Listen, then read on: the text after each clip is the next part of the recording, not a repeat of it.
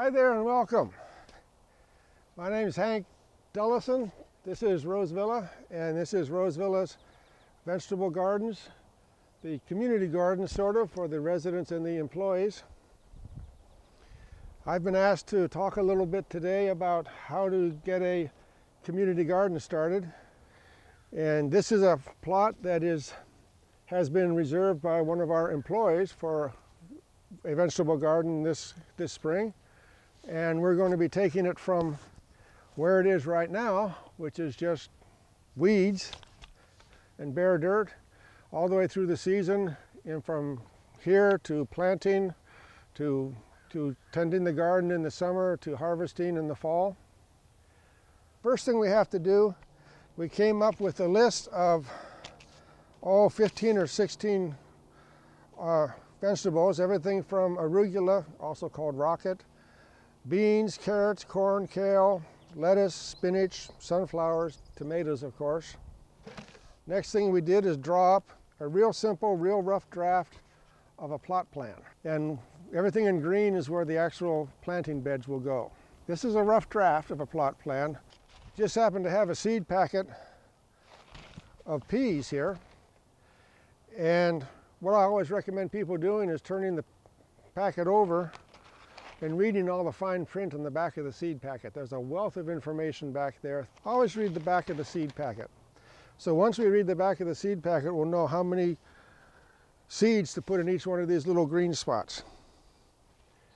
Now, right now, it's a little difficult looking at this weed-strewn plot to imagine it being full of vegetables. So we have to figure out what to do next. What's our next step after we make that plan? Well, we have to get rid of these weeds somehow. Well, the first thing you could do, you could come in and pull all the weeds up by hand, throw them all away, get all the dirt off, throw them all away. That's a lot of weeds. That's a lot of work. I'm not going to do it. I don't recommend that you do it. There's easier ways to do it. And you could just bring a rototiller in here and rototill all these weeds under. You'd kill maybe 25% of these weeds, but you'd also expose an awful lot of weeds, dormant weed seeds that are down in the ground that would take the place of the 25% that you killed. Another way you could go is spray the weeds with a weed killer of some sort to kill them first and then rototill them under. There's many different companies that produce organic weed sprays. They all work approximately the same way. There's a clove oil and a citrus oil. There's a vinegar and water solution. There's several other kinds of organic sprays that you can use to kill weeds. What they do, they kill the top of the weed. And when it comes to bitter cress, you kill the top of the weed, you've killed the whole weed. When it comes to a dandelion, something that has a big taproot, you kill the top of the weed, you're not going to kill the taproot, it will come back. But using a product like this, an organic weed killer that burns the top of the plant, you're going to get rid of maybe half of your weeds that are here now. Because this particular plot has been used as a garden plot for many, many years, the soil is actually pretty good.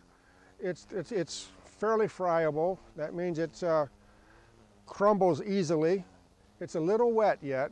It's only the first week of March, so it's still a bit wet. But it's pretty good soil. It just doesn't have enough organic matter for my taste. So before we get to tilling or digging, after we've sprayed and let the spray work for about a week, we'll come over here and put some organic matter on top of it. What this is compost. So we're going to put a whole bunch of this compost in. A plot this size, I would want to put about 20 wheelbarrows in. We will have the grounds department here at Rosevilla do one of their wonderful services. They're going to bring a rototiller in and till this up for us. Save us a huge amount of work. Otherwise, you could always just turn it over by hand, which if you're in a real good mood or just want some exercise, it's certainly possible. You could do it. And that's about it for our first segment on how to make a vegetable garden here at Rose Villa. See any more of my videos? You can catch me at www.rosevilla.org/roses. Hank Dellison, Rose Villa. Thank you.